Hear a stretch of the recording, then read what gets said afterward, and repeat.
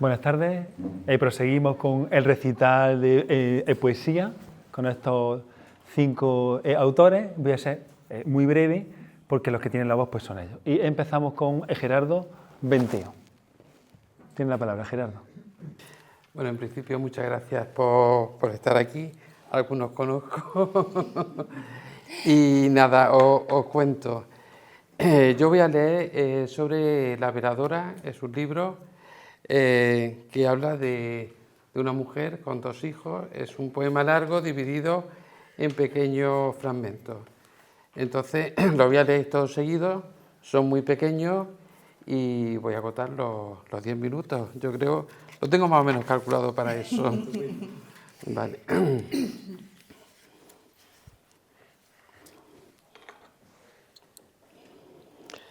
El poemario tiene 2 partes, uno es Juana y la segunda parte es La cosecha con un hijo y otro hijo. La segunda parte está dividida en 2 partes. La primera parte, Juana. Todo en ella era servicio. Estaba hecha de músculo dulce de miga de pan. Aprendió a llevar la casa de su madre y después su casa. Siempre había sido como esas viejas criadas, alertas y dispuestas a todo. Atendía con diligencia a la cocina, el pulcro orden de la casa. Era el bálsamo de los cuidados, la libreta precisa que anotaba los números precarios, la voz templada del aliento y la confianza, una manera de hacer y hacer el mundo.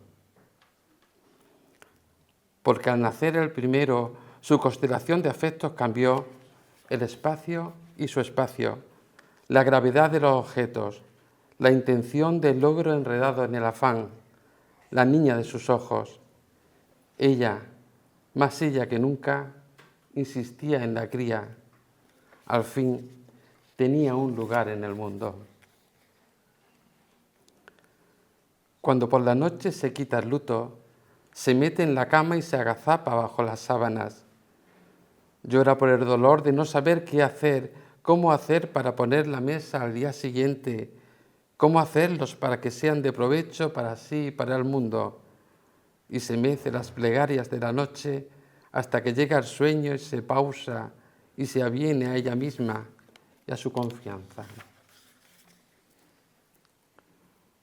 Su temblor se adivina en la cautela, en cómo traza la duda de los pasos, en cómo no duerme una noche y otra noche pensando cómo hacer para que se haga lo que debe hacerse.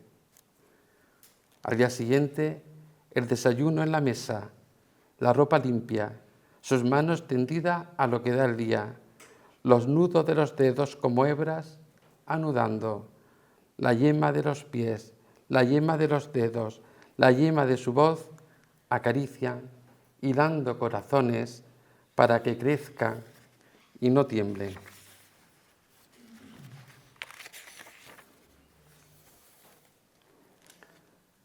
Por estar en el sitio que debe estar, desplaza todo lo demás. Nada debe distraerla de su empeño y nada la distrae. Ni el cielo ni el mundo. Su vocación es animal, un instinto más allá que solo sabe ella que los parió.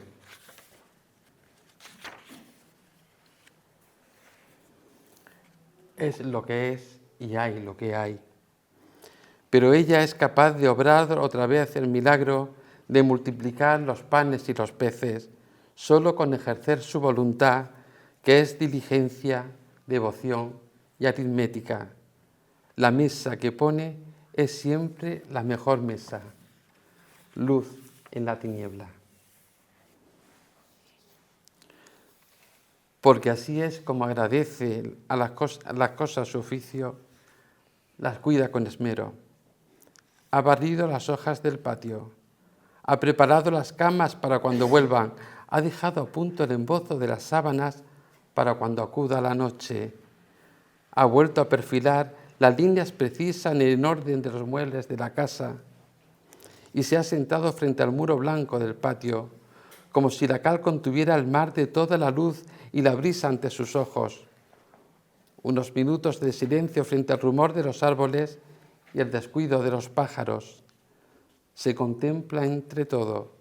Sus manos y sus ojos todavía son capaces de perfilar la escena donde todo parece devanarse sin prisa y respira de su pausa, diluida, al fin, su gesto en el tiempo, en ese todo tranquilo que la embarga. Y ahora vamos a la segunda parte, que es la cosecha, el primer poema de un hijo. Dormíamos juntos en una casa. Éramos una familia. Nos cubría el vaho de la noche sobre el tejado. Dentro, nosotros en paz. Yo dormía mientras mi madre desvelada, se enredaba en la aritmética de las cuentas del rosario y las cuentas de cada día. Al día siguiente, la aritmética de las horas en sus labores enhebraban el presente y el futuro. Lo supimos siempre. Las cosas no tenían más verdad que lo que era. No era fácil que el pan se hiciera en la mesa cada día, ni vestir la estatura veloz que sumaban 2 hijos, ni hacer los deberes del presente para alimentarnos de futuro. Lo supimos, como ahora sé, cuánto cuesta hacer un hijo y que sea. En la duda ahora sin respuesta, pienso en mi madre, en su desgarro y en su servicio, en su bálsamo silencioso, en su techo de flor de pan tan bueno, en la duda que es como una daga dolorosa que atraviesa la noche. Pienso en mi madre, en sus noches de pie, insomne velando mi sueño. Mi madre se hizo mía, como yo de mi hijo ahora, lo más querido. Y la última parte, el otro hijo. Fueron mujeres épicas de otra época. Su obligación se la creyeron a pie juntillas. Entre ellas y su servicio no había distinción. Eran fuente, pozo de donación a la deriva. Su vida entera fueron pronombre solo en los pronombres. Siembra con afecto los dones que distraído recibió de su casa. Para agradecer la dicha del cuidado, cuidar. No hay otro camino. De ella aprendió mi hermano a velar las horas de su hijo con tanto amor que no sé si era mi madre la que hacía por sus manos o por su boca. Ya estaba dicho, ella sembró un bancal. Su transgresión fue querernos sobre todas las cosas más que a nada, un camino. Y sin embargo, nunca le pareció bastante. También ella se transgredía. Ahora me pregunto qué fue de ella, dónde se faltó para que no se bastara, si se dio alcance. El penúltimo. Escribo para reparar en agradecimiento. Ahora me alcanza aquel tiempo despreocupado y ligero que aprendía la novedad del instante y curaba los arañazos con saliva. Y aunque los días, en su efervescencia de primeras veces, eran luminosos, nada era tan grande como el ala protectora que nos cobijaba, nada más bueno que esa blandura dichosa, nada mejor que aquella suerte de ser hijos tuyos. Y para finalizar, el último poema es la única vez que habla Juana. Antes hemos hablado de Juana y esta es la única vez que habla ella. Y sin embargo, esa no he sido yo, sino solo la escrita. Porque mi voz ha sido un nido de silencio, ahora me inventan. Solo yo supe la que fui y lo que hice, y mi tiempo fue solo, mi tiempo, solo, entre todo. Muchas gracias.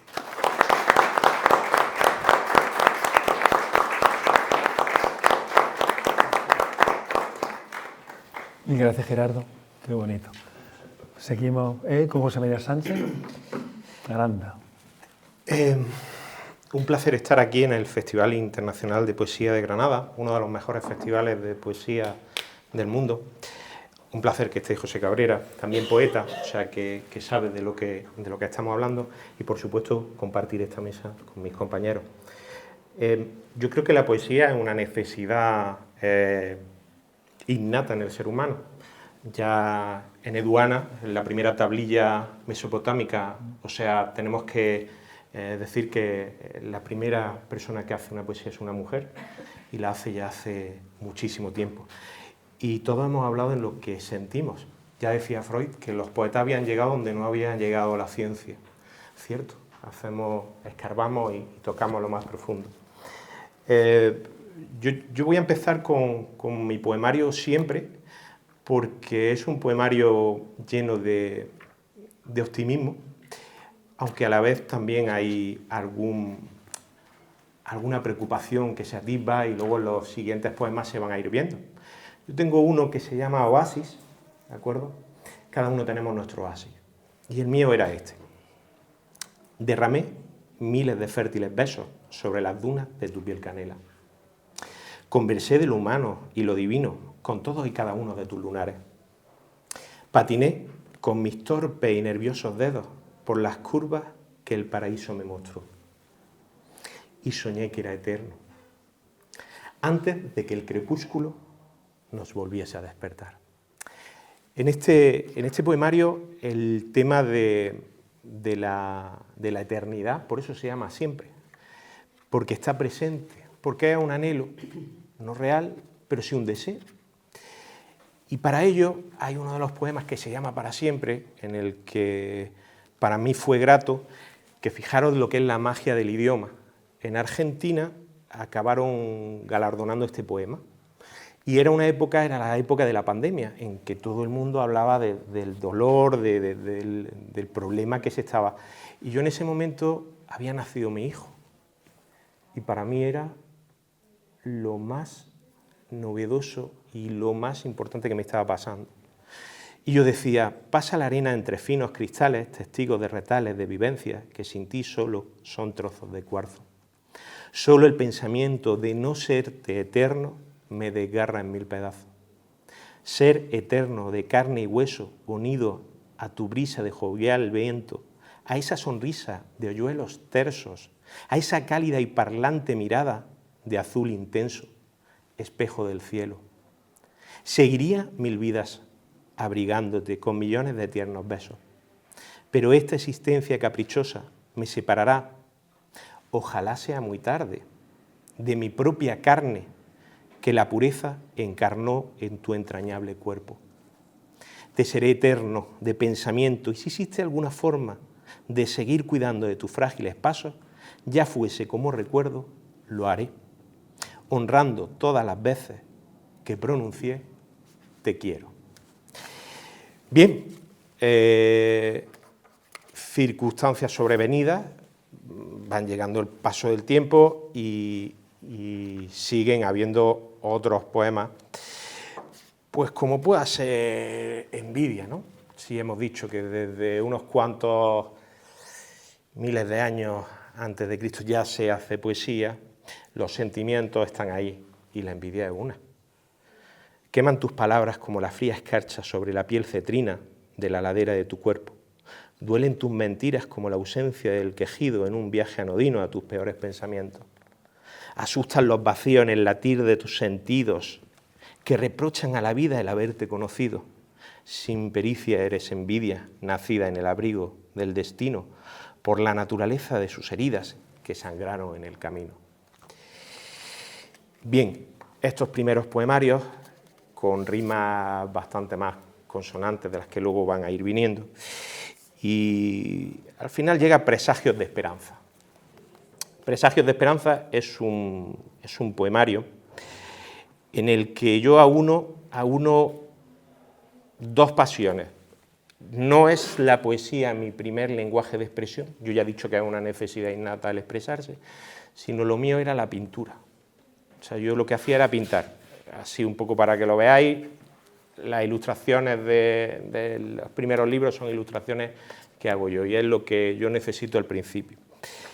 Pero se me ocurre que la pintura no es el lenguaje suficiente para poder expresar ciertas cosas que yo necesito en un momento dado.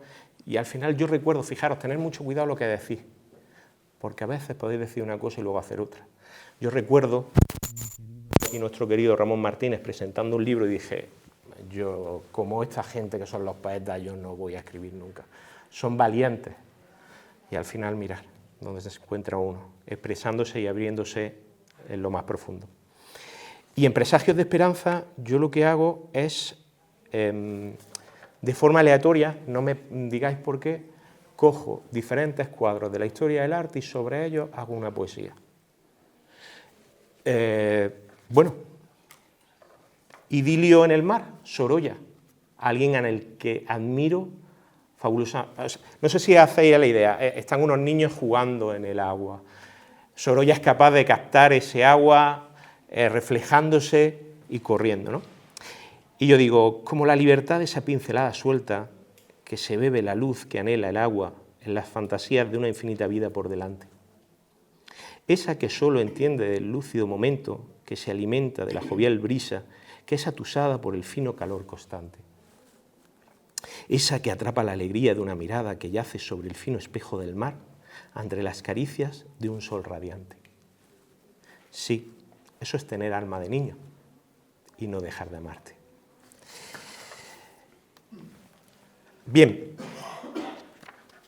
el anciano de los días es el poema que quizá le da un poco nombre a este poemario, ¿no? Es una obra de Blake, bastante, si la podéis ver, es como un señor con un compás, y dice, alenté presagios de esperanza sobre el lienzo de tu recuerdo, aquellos que marcaban el compás de la acción de un pictórico verso, que colmó de vida a la pasión de un sabio Dios eterno del cielo, en palabras de creación y en besos de arrepentimiento. Este mismo poemario tiene una parte que es como el camino que se hace en la Divina Comedia, lo que es el infierno, ¿no? Y aparecen varios.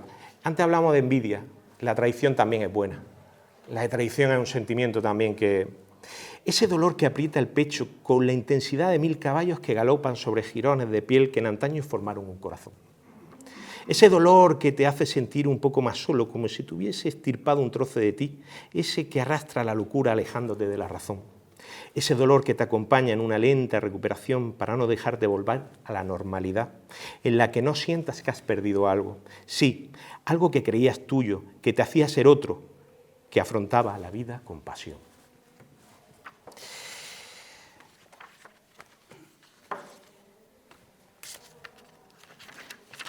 Bueno, hacia tus ojos. No todo va a ser Pedro Antonio. Rumio mentalmente mientras el cubito gira de manera decrépita por las paredes de cristal de una trasnochada copa de balón, que impide la visión de un tiempo perdido en sombras de brindis vacíos de fraternidad. No todo va a ser Pedro Antonio. Por eso, mientras camino huyendo de los incómodos espectros de la luz de la mañana, reparo en cómo la búsqueda inerte de un vacío en barras yermas de caricias verdaderas se convierte en un ritual demasiado recurrente. Y aunque no todo va a ser Pedro Antonio, la esperanza es de naturaleza tan fuerte que es capaz de florecer en riscos de versos rotos por melodías cargadas de insolente humo, para por un instante encontrar un camino hacia tus ojos.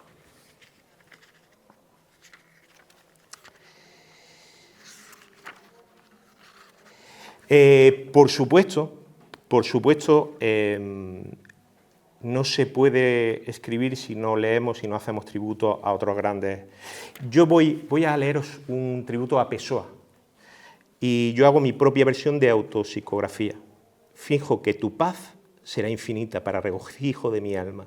Finjo que las sonrisas serán perennes durante todos los días de mi vida. Finjo que mis brazos te sujetarán por siempre bajo el pacto de una mirada.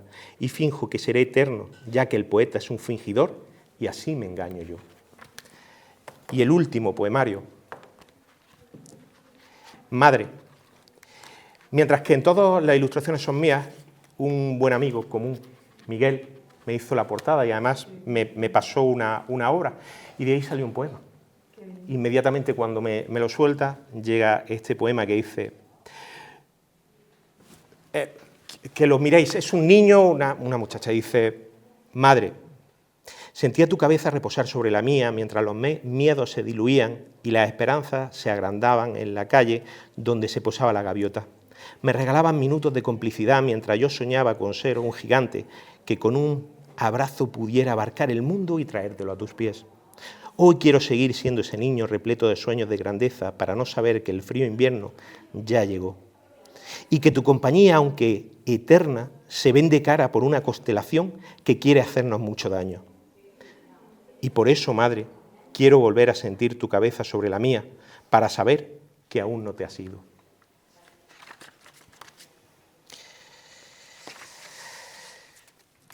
Tengo pánico, sí, tengo miedo de mirar al final del largo pasillo y no verte en tu sillón y saber que no lo haré más. Tengo miedo, sí, tengo miedo de no volver a enfadarme contigo porque hayas vuelto a hacer una de las tuyas. Tengo miedo, sí, tengo miedo de que lo único que pueda palpar sea el recuerdo de una caricia de tus manos cansadas.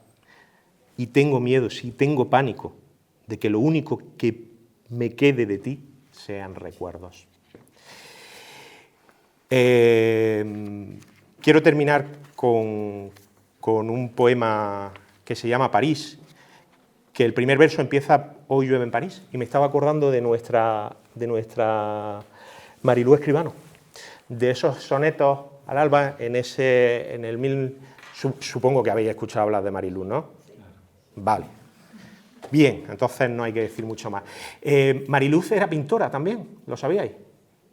O sea, ella pintaba y tenía una relación con muchos artistas del momento y, por ejemplo, a Manuel Ángeles, él le hace un poema y entonces hace como un discurso entre París y Granada. Y da la casualidad, yo tuve la suerte de exponer el año pasado en París y para mí eso fue importante. Y yo empiezo haciendo un pequeño guiño a Mariluz diciendo, hoy llueve en París. Desde aquí siento cómo la lluvia se precipita desde la boca de una gárgola, que fue testigo de múltiples siglos y de nuestra última visita. Hoy creo que llueve en París, para hidratar la esperanza de que el día absorba la noche y la luz nos vuelva a llevar a Saint-Chapelle. Hoy no llueve en París, porque París es un símbolo de esperanza, de un mundo al que llegué solo, y que ahora se me presenta como un lienzo de bellos pigmentos que muestran un futuro acompañado. Muchas gracias.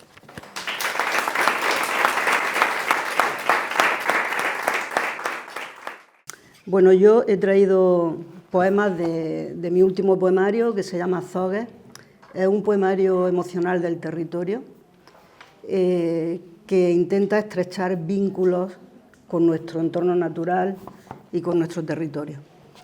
Estrechar vínculos como garantía de apreciar, en primer lugar, ser parte y como garantía de conservarlo también. Ese es el objetivo del poemario.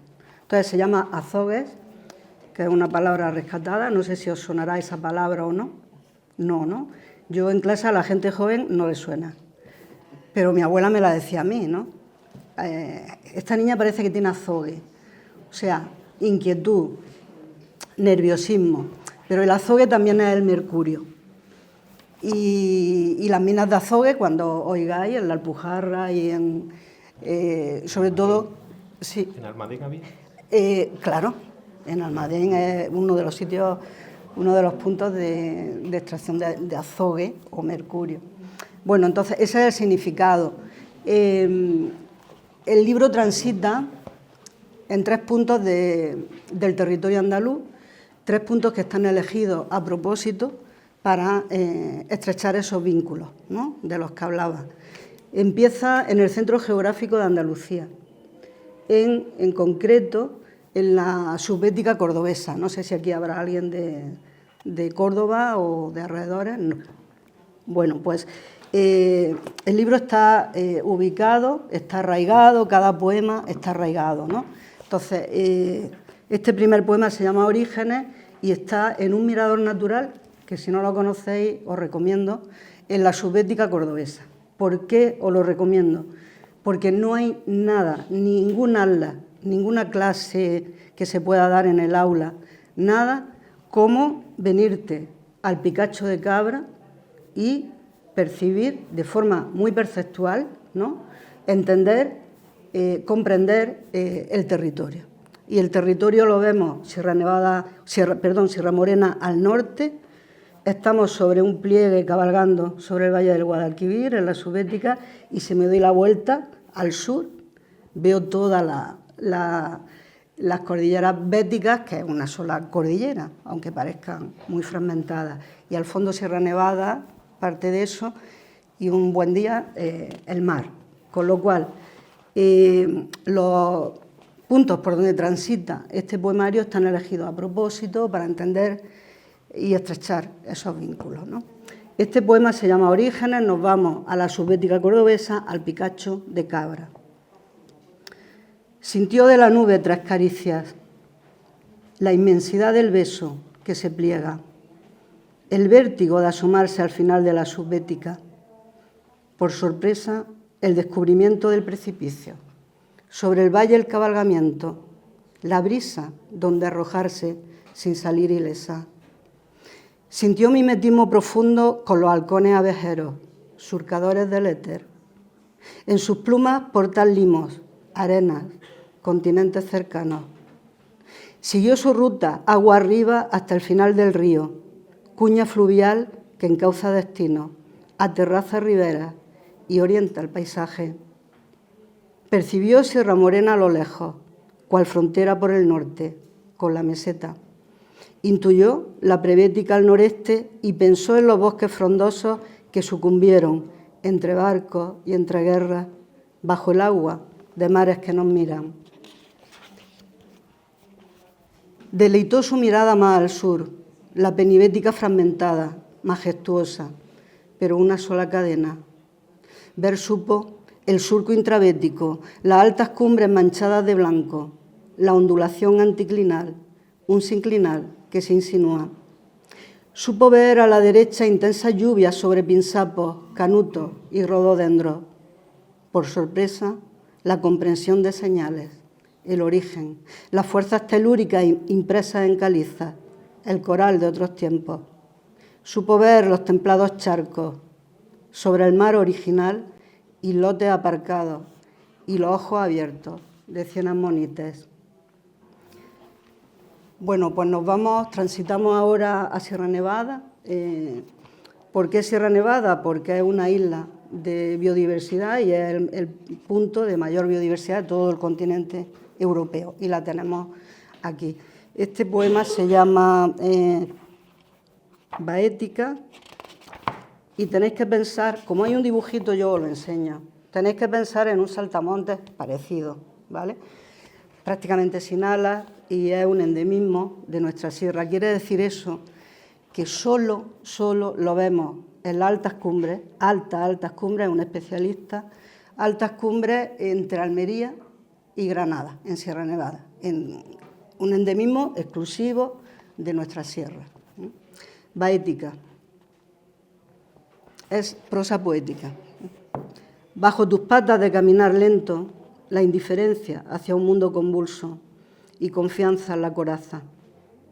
Aunque pareces un guerrero, llevas un frágil escudo que no aguantaría la guerra ni un minuto en Gaza o Cisjordania, ni un minuto en el Líbano, ni un minuto en Ucrania. Tu melanina, oscura y brillante, puede parar la radiación en las altas cumbres, pero no las avalanchas, el deshielo, los tumultos en las fronteras, los muertos en el Sahel, los refugiados de Uganda. ¿Acaso puede tu cubierta frenar a los que escapan sin epidermis que los protejan?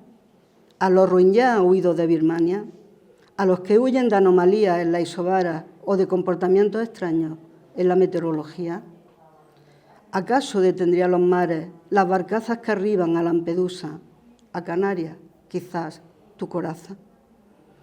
Bajo tus patas hay 2.000 o 3.000 metros, el filo de nieves perpetuas, los piornos con espinas, los enebros rastreros que contemplan Sierra Nevada majestuosa.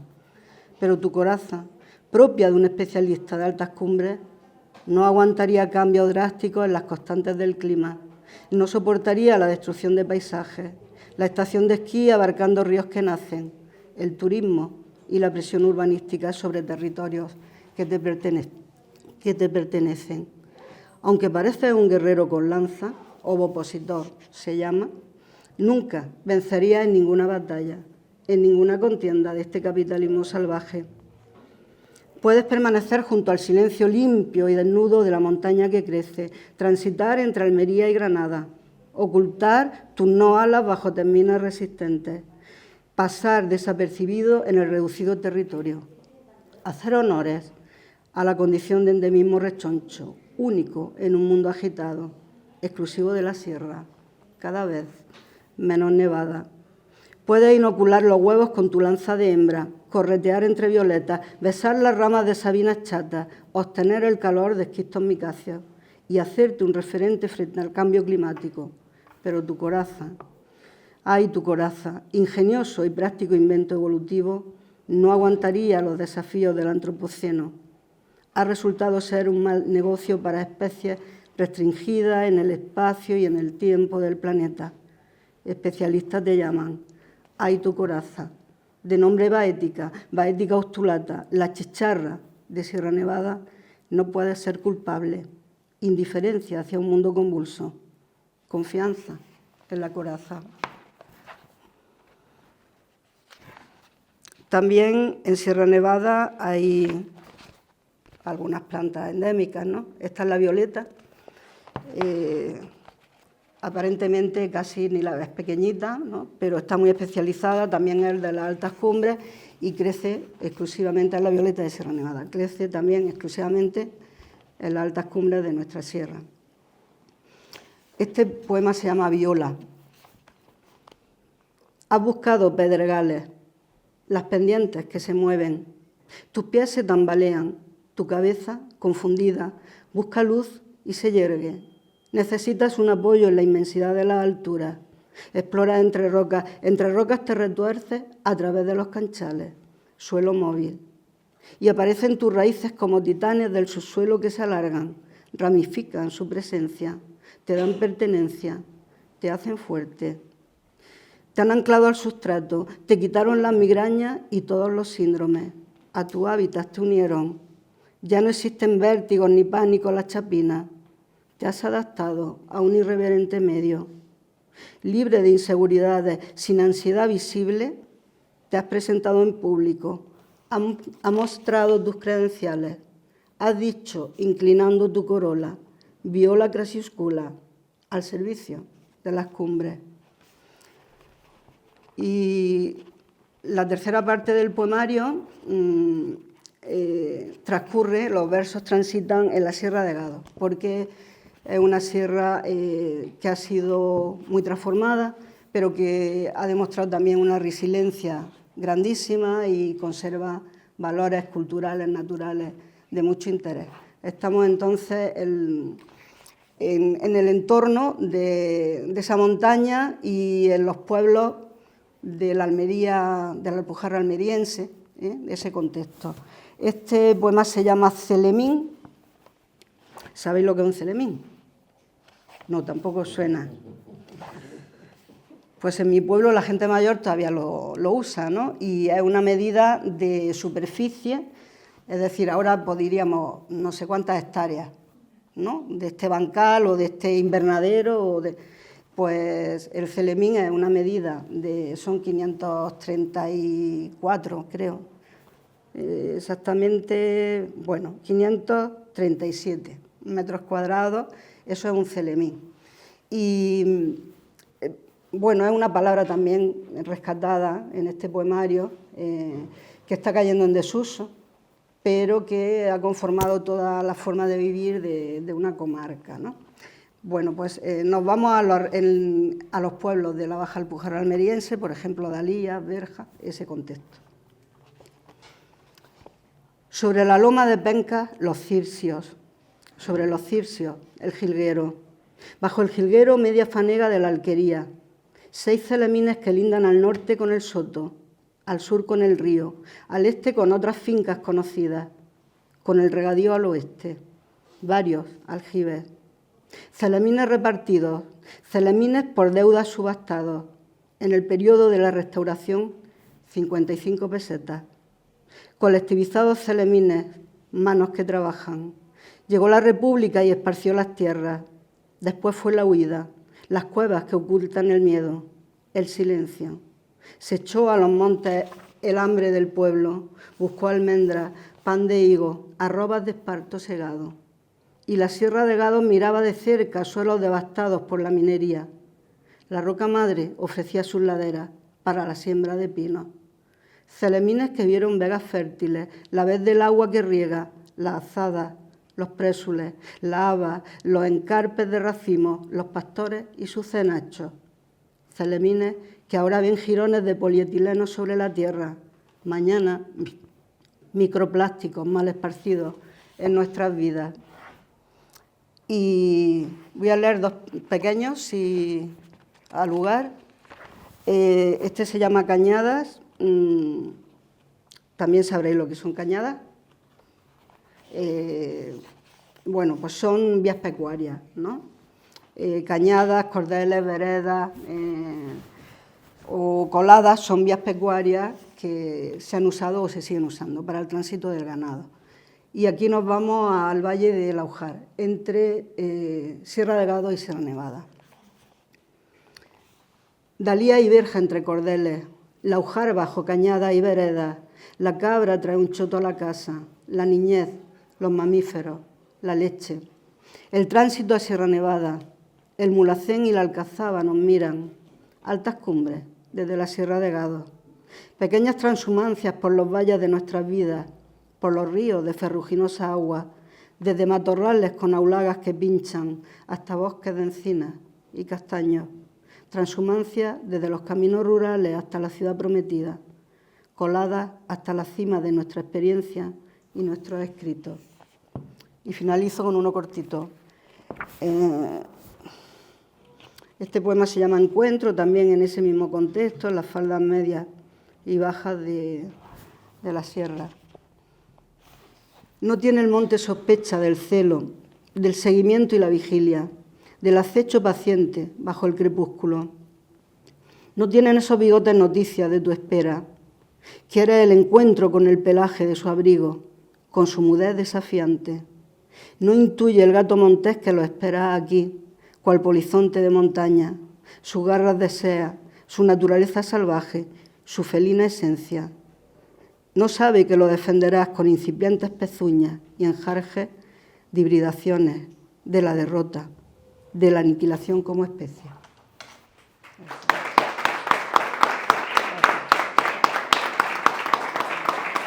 Gracias. Seguimos con Marga Blanco. Sí, buenas tardes. En primer lugar, muchas gracias al Festival Internacional de Poesía por esta invitación. A mí me encanta leer con otra gente porque lo que es la pluralidad siempre me ha gustado, la heterogeneidad, y aquí se ven muchas voces muy dispares, muy distintas, que a mí siempre me gustan. Además veo algo que tiene también mi poesía, ¿no? que transita del campo a la ciudad y de la ciudad al campo. Como a Pedro Salinas, me gusta tanto una cosa como la otra. Y bueno, voy a empezar leyendo unos poemas que son de mi último libro, que se titula La puerta de mi casa, de mi último libro publicado. Quería preguntaros, ¿vosotros sois de Ciencias de la Educación? Vale, pues nada, os animo. Yo los primeros poemas que publiqué, los publiqué en la Universidad de Granada, gracias al premio Federico García Lorca, y os recomiendo que os presentéis si os gusta la poesía, porque para mí fue una iniciación muy bonita, ¿no? Y que me abrió unas puertas bastante importantes. Voy a leer de este poemario, de este último poemario publicado, unos poemas. El primero es un poema que para mí es un poema feminista, porque sabéis que hoy día que se habla de feminismo, bueno, es un poema feminista, pero que no dice en ningún momento la palabra feminismo. Está dedicado a mi hermana mayor y, por fortuna, vosotros habéis vivido una etapa y estáis viviendo una época muy diferente a la mía. Mi hermana mayor pues tenía una serie de obligaciones por ser la mayor de mi casa y yo le hice este poema que no sé si se corresponde con todo lo que hizo por mí, pero desde luego se lo hice con mucho amor. A la hora que salían los soldados. Me dejaste sola a la peor edad, cuando me dejaba de gustar el amarillo. Un día empezaste a salir a la hora que tenían permiso los soldados. Yo esperaba ir al cine contigo y llorar al final de la película. Dejaron de sonar canciones francesas en la casa, amigas y pistas de baile lento.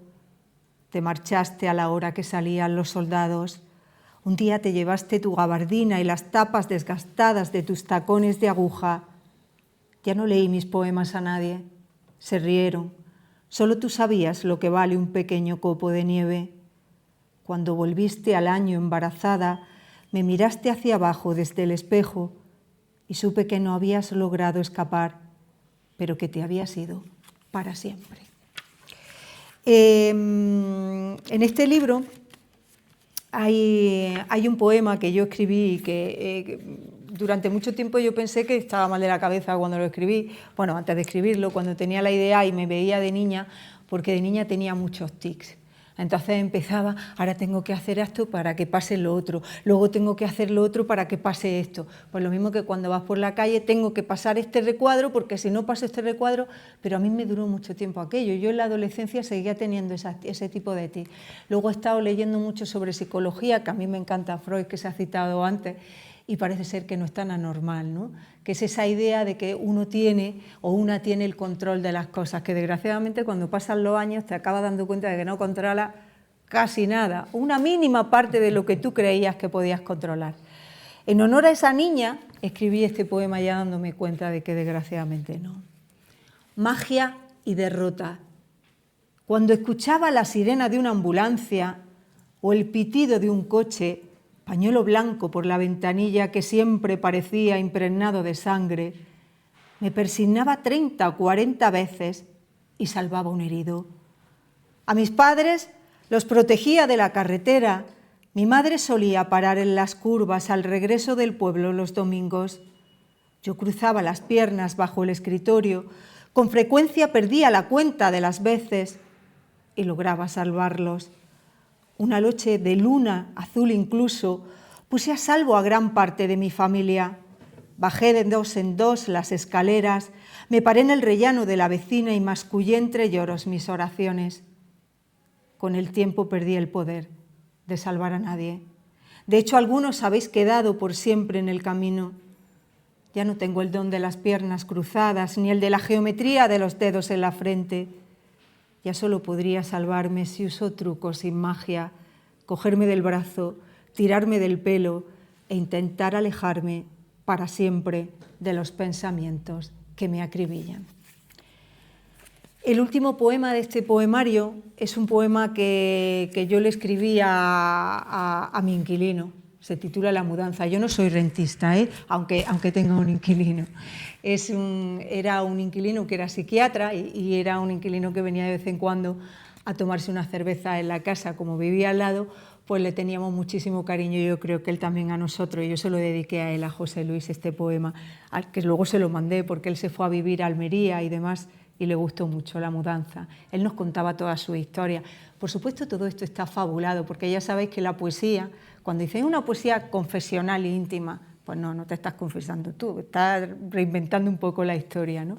Cualquiera que escribe lo sabe. La mudanza, José Luis. El apartamento era un tranvía con 2 cuerpos que multiplicaban el sol, un viaje donde las flores de adorno tienen aroma a prisa, a gemido, a mujer con dudas. Un pasaje con vistas al río de la calle, a la música prestada de un acordeón que inunda la plaza provinciana de melancolía, a la risa de los transeúntes y al olor encendido de la María y los tambores. El apartamento es un tranvía con parada en una ducha, un viaje en cápsula a la luna. Acabado ya el trayecto, por última vez el inquilino miró el apartamento antes de apear su equipaje, diciendo palabras tan hermosas en boca de un hombre. Aquí he estado con la persona que más he querido. Te apreté contra mi pecho y miré los muebles ajenos a nuestra historia, la sensualidad de un sillón que ha envuelto un cuello, la quietud de un sillón que ha arropado un cuerpo desnudo. Cerramos la puerta y se lo susurré a tus ojos dormidos, como si entendieran. Me gustaría, hija, que supieras que las cosas que son tuyas tal vez nunca te pertenezcan. Y para terminar, yo no sabía, bueno, voy a leer un par de poemas más porque creo que todavía no llega a los 10 minutos, es que a mí me parecía 10 minutos muchísimo, si no llego tampoco pasa nada porque lleváis ya aquí mucho rato escuchando y yo comprendo que escuchar a tanta gente puede resultar cansino. Voy a leer unos poemas que yo publiqué en Zenda, y en Zenda cogí algunos poemas de mi trayectoria poética que me gustan. Uno pertenece, Vivir en el pronombre, a Mirando Pájaros, que lo publiqué en la colección Mayo Amarillo, que es una colección que a mí me gusta mucho y que en su día publicó gente muy importante, entre otros Alberti, y a mí el estar donde está Rafael Alberti, pues ya ves, ¿qué queréis que os diga? Vivir en el pronombre. Si la luna nos persigue en una esquina y nos descubre, dile que no éramos nosotros. Salta del olmo al plátano cuando regrese. Pasa desapercibida como las colillas y los pétalos de geranio en la acera. Y si alguien nos descubre, aun siendo tan pequeña, recuerda que no éramos nosotros. Aunque al bajar la escalera el vuelo de tu falda deje una ola de deseo en mi ojo, aunque te dé señales de mar embravecido y me hayas visto cara de albatros al mirarte, si alguien se da cuenta, yo no era, y por lo tanto no éramos nosotros. Y así, para acabar, voy a leer un poema, que es un poema inédito que publiqué en esta revista, que está dentro de un poemario que termino de cerrar en diciembre, que estoy deseando publicar, y que lleva una cita del Cantar de los Cantares. Es un poemario cuyo eje central es la libido, como digo aquí en la revista Zenda. ¿Por qué la libido? Porque después de pasar por una etapa, yo creo que si alguno ha tenido una depresión o ha estado cerca de alguien que tenga una depresión, puede saber que la sensación de pozo que tiene hace que no desees. No solo en el sentido del deseo físico, que por supuesto también, sino de cualquier deseo de desear. Y de esa libido trata un poco el poemario. Este está encabezado con uno de los poemarios más bonitos, amorosos y sensuales que se ha escrito y erótico, que es el Cantar de los Cantares, que está en la Biblia, que parece increíble que esté en la Biblia, pero ahí está, que dice así, entre otros versos: mi amado es apuesto y trigueño, y entre 10.000 hombres se le distingue. Cantar de los Cantares. Mi amado es trigueño y sus rizos son del plumaje de los mirlos machos. A tientas, como el pájaro palpa por la palmera mientras sube, yo lo reconocería entre una multitud, en una cueva, a la salida deslumbrante de un túnel, porque yo llevo el aroma de sus ungüentos y me acompañan donde vaya, lo reconocería entre 1000. Entré a mi casa y mi hija me preguntó a qué olía antes de desnudarme. Ella sabe cómo de lejos vienen los lánguidos vilanos y alcanza el brillo en mi mirada de una pompa de jabón. Mi amado huele a campo de maíz donde me escondía de niña entre mazorcas ya crecidas del verano, a ventanas abiertas a la madrugada donde el blanco de una lechuza ponía la mirada desde el cielo dentro de un coche. Lo reconocería entre 1.000.000. Yo llevo donde voy el perfume de mi amado y su olor lo adivino al escucharlo como olas de colibrí antes de verlas. Mi amado huele a campo de maíz, a hibisco, a vara de nardo. Muchas gracias.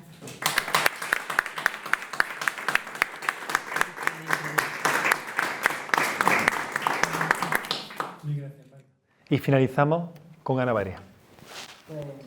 El origen un poco de que yo esté aquí hoy es precisamente porque yo tuve el privilegio de ser alumna de Mariluz Escribano.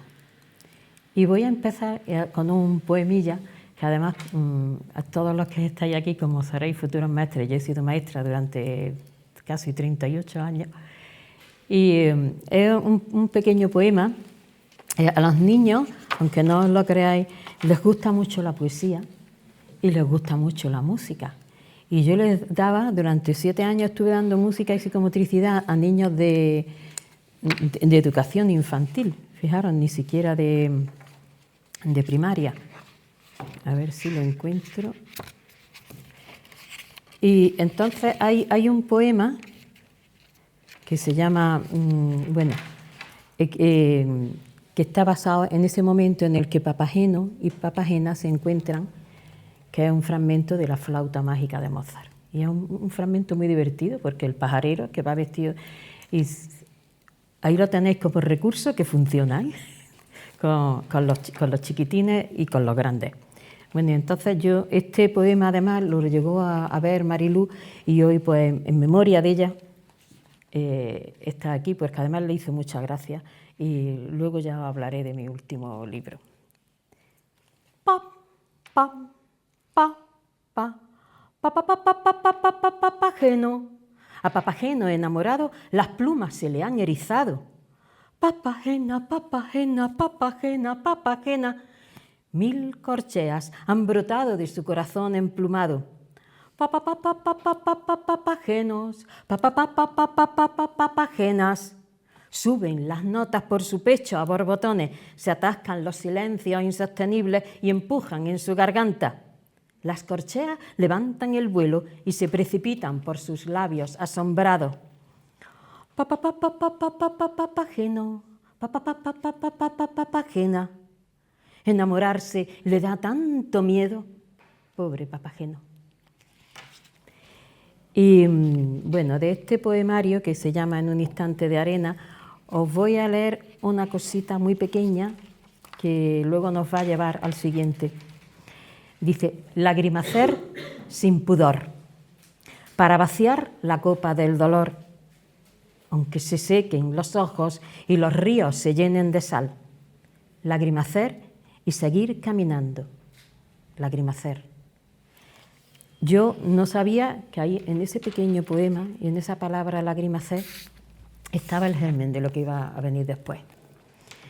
Este poemario, Lagrimaciendo sobre el vacío, yo pues estaba ordenando un poco los libros de poesía y tal, y salieron por allí Alberti, salió Tropomare de Javier Egea, y entonces pensé, yo quiero escribir sobre el mar, ¿por qué no? ¿Qué tema más bonito? Que en uno de esos momentos en los que tú no estás haciendo nada y te surge esa idea. Y entonces pues empecé, y al principio, iba todo bien, iba saliendo un poemario sobre el mar, sobre Caracol, las playas, Palmeras, la isla de Tabarca. Pero de pronto reparé en que, el mar era agua y sal, y que agua y sal son las lágrimas, y que las lágrimas están en la mirada. Y esa mirada me llevó a la mirada de mis seres queridos, a la mirada de personas muy, muy especiales en mi vida. Y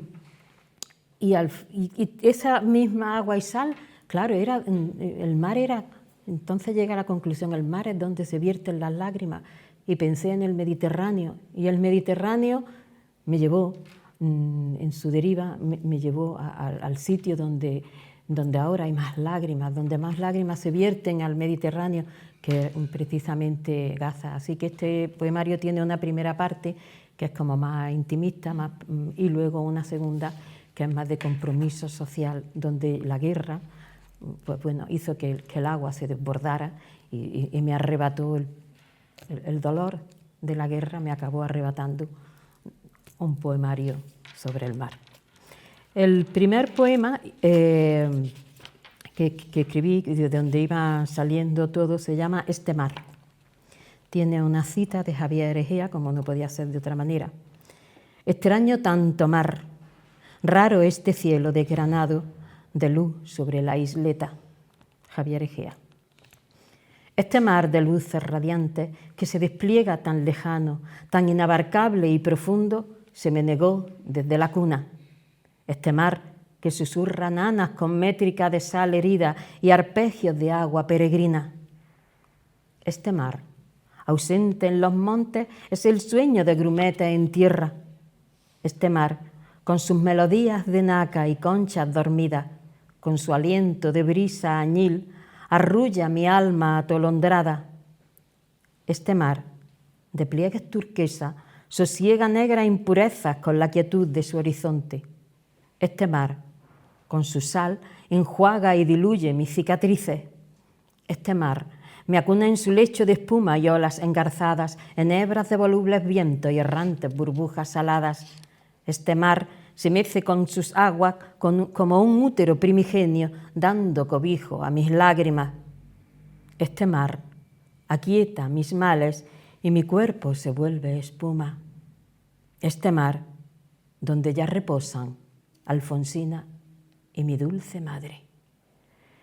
Es mi elegía sin consuelo, con versos de sal y añoranza.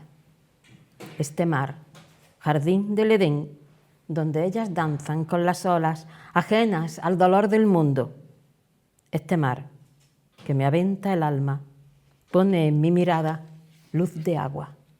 Este mar, este mar, este mar, de tinta y soledad de luna llena.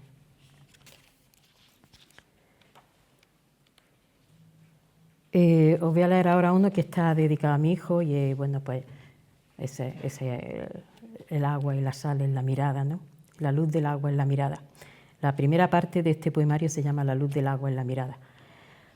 Cuando vi por primera vez tus ojos de profundas aguas abisales, lo supe. Supe que existe el amor para siempre y que la esclavitud del corazón entregado nos libera y da la fortaleza de Hércules, una fortaleza que yo nunca había atisbado. Entonces comprendí de lo que somos capaces. Entonces comprendí lo que es amar, porque venía escrito en el agua de tu mirada. Y bueno, pues se nos va colando ya la segunda parte, y esa, que la segunda parte que se llama la sal de las lágrimas. Y hay un pequeño haiku, que es con el que empieza, porque este libro es muy ecléctico en cuanto a la forma, y bueno, pues dice, aquí asomó en este haiku la palabra lagrimaciendo, y entonces fue cuando se me coló y he acabado dándole título al libro. Lagrimacer es una palabra en desuso, y yo la encontré, que viene aquí también, la tarjetita, está descatalogada del diccionario, y pensé que era tan hermosa porque significa derramar lágrimas y que era tan perfecta para describir esa acción que habría que recuperarla. Y bueno, pues el haiku dice así: sobre el vacío, solo ruina y cenizas, lagrimaciendo. Nació con una escena, una jodida escena del telediario en un bombardeo en la noche, ¿no? Y a partir de ahí, pues, fue surgiendo esta segunda parte del libro, cogió otra, se apoderó del libro, digamos.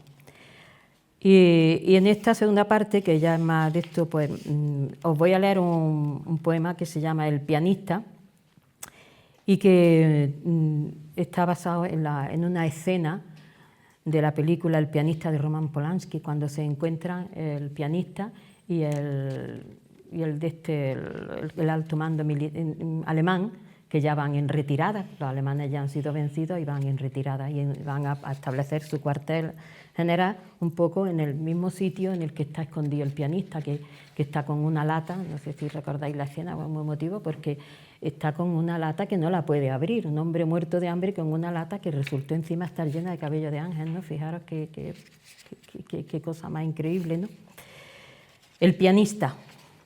Veo el pianista de Roman Polanski, dos hombres vencidos, sin esperanza, dos hombres batallando por su vida, que intuyen la sal de las lágrimas en sus tristes miradas, frente a frente. La música siempre conmueve el alma, e incluso en la guerra hermana a los hombres. El verdugo, que ya se sabe vencido, ya no puede cargar con tanta ira, ya no puede escapar de la derrota. Quiere redimirse, salvar vida y honor, protegiendo a su exhausta víctima. De pronto pienso en los niños de Gaza, y yo no comprendo por qué son tan frágiles las memorias del dolor y la guerra. El sufrimiento de nuestros ancestros nos habita para darnos aliento y mantener viva la compasión. ¿Cómo puede transformarse el dolor en impúdica crueldad descarnada? ¿Acaso no habita la compasión en el corazón de todos los hombres?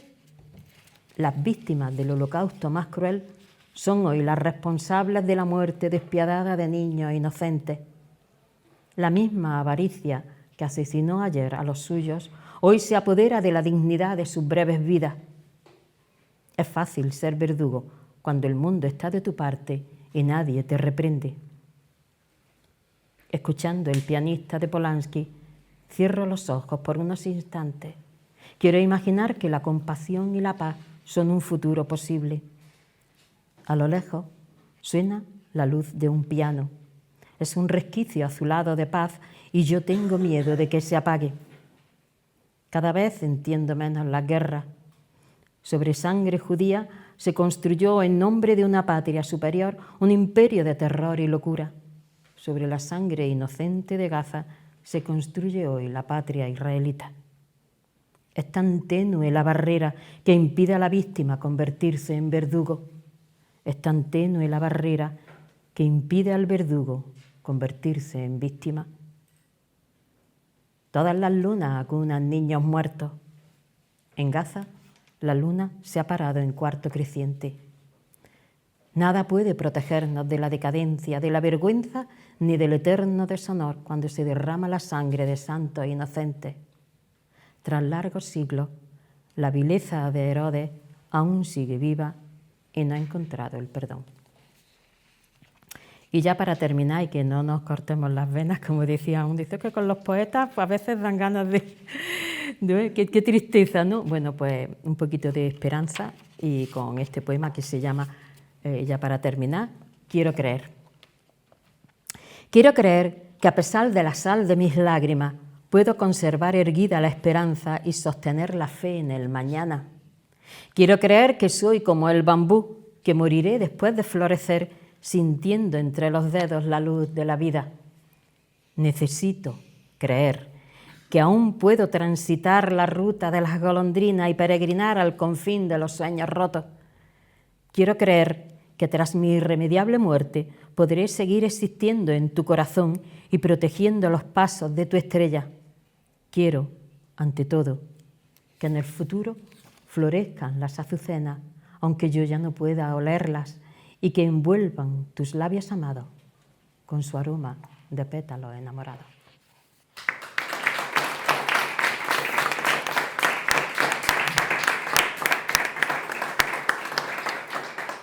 Gracias, Ana.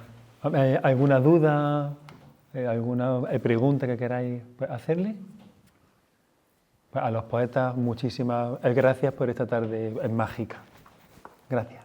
Gracias a vosotros. Muchas gracias.